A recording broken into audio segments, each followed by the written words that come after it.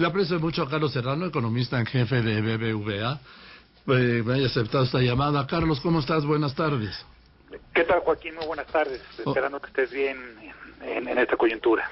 Igualmente, aquí estoy a todo dar. A ver, pero el que está fatal, está en estado de coma, es el petróleo. ¿Qué pasó, Carlos? Así es, Joaquín. Pues lo que ocurrió hoy y lo que se vio en los mercados es que se desplomó el precio de un contrato de la mezcla de petróleo en Estados Unidos, el West Texas Intermediate.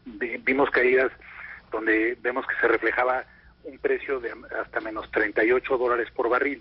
Ahora, hay que ser cautos con esto. Eso no significa que se esté viendo una caída así en el precio en general en el mundo, sino lo que ocurrió, Joaquín, es que esto se refiere a un contrato de los futuros del precio del petróleo a entregarse en mayo.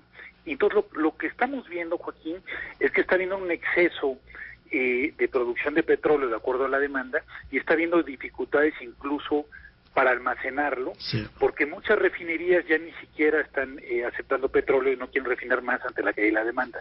Ahora, si vemos el precio de los futuros del petróleo a entregarse en junio, ese sigue teniendo al día de hoy un precio de $22. Es decir, lo que ocurrió es algo en una coyuntura de corto plazo, que el petróleo que se debe de entregar en mayo se desplomó, y se desplomó justamente porque en la siguiente semana se anticipa muy poca demanda, y en particular de las refinerías. O sea, que a ver, para que lo entendamos con peras y manzanas, se acordó un contrato de futuro de precios del petróleo. ¿A cuánto el barril?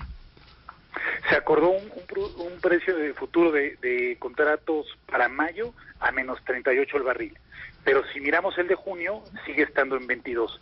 ¿Qué quiere decir esto? Que los mercados anticipan, Joaquín, que va a haber una sobreoferta en mayo, y que incluso... Que ya la hay. Que ya la hay muy fuerte, y que incluso se va a tener que pagar, a quien tenga capacidad de almacenamiento, le van a pagar para que se lleve esos barriles, porque las empresas que lo producen ya no tienen dónde almacenarlo.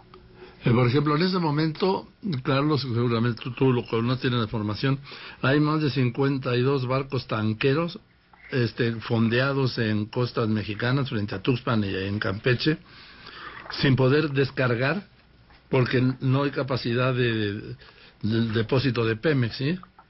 Así es, Joaquín, en efecto eso está ocurriendo, y me parece que lo que ocurrió hoy con el petróleo en Texas debe ser una llamada de atención en México, porque creo que lo que sería un error es continuar con las metas tanto de producción de petróleo como de refinación en un contexto en el que, como lo decía, hay un fuerte exceso de oferta, y al haberse desplomado la demanda por gasolinas, tanto por la baja actividad en autos, en aviones, etcétera, lo que está viendo es este exceso de oferta. Entonces me parece que lo que se debería hacer en México es bajar la producción de petróleo, sobre todo en todos los campos donde hoy no es rentable, y también bajar los planes de refinación, porque no va a haber una demanda para esas gasolinas. Entonces, creo que esto hay que replantear, ¿no?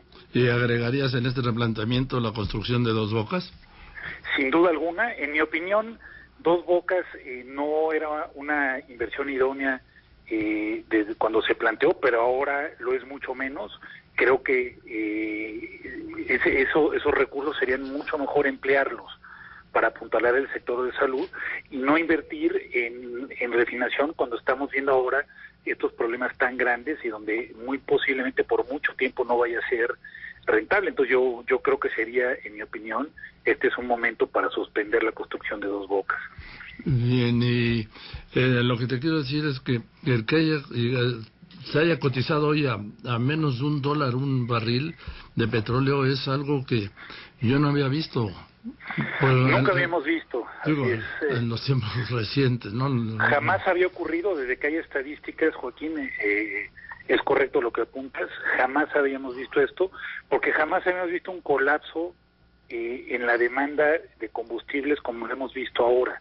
Hemos visto caídas de más de 35% en la demanda, y esto lo que deja claro es que el acuerdo que se dio con la OPEP pues claramente es insuficiente, sí, porque es muy inferior ese acuerdo en caída de producción a la caída que ha habido en la demanda. Sí, el acuerdo fue de reducir 9.7 millones. Correcto, y estamos viendo caídas de casi 30 millones, pues claramente es insuficiente y por lo tanto estamos viendo esto, ¿no? Digamos, me parece que en efecto vamos a estar viendo precios del petróleo muy bajos, pero nuevamente yo llamaría a cierta caución en el sentido es que no es que se esté anticipando que los precios del petróleo van a estar en estos niveles de menos 38, sino exclusivamente los de aquellos que se van a entregar en las siguientes semanas en Texas.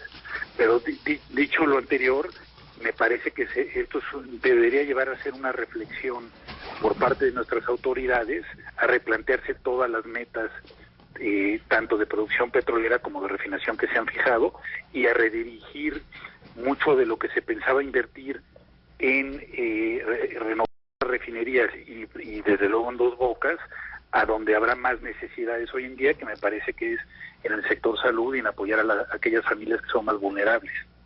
En fin, pues Carlos, te aprecio mucho esta explicación, yo no lo tenía claro y ahora ya me quedo con la claridad de qué fue lo que pasó y también me queda muy claro el riesgo que corre el país, la economía del país y por tanto de todos los mexicanos si no se toman las medidas adecuadas ante esta situación extraordinaria. Yo siempre he sostenido que ante situaciones extraordinarias, medidas extraordinarias. Coincido plenamente, Joaquín. Y te mando un abrazo, Carlos. Otro de regreso, Joaquín. Que estés muy bien. Gracias, al contrario, gracias a ti por la explicación. Carlos Serrano, economista en jefe de BBVA México.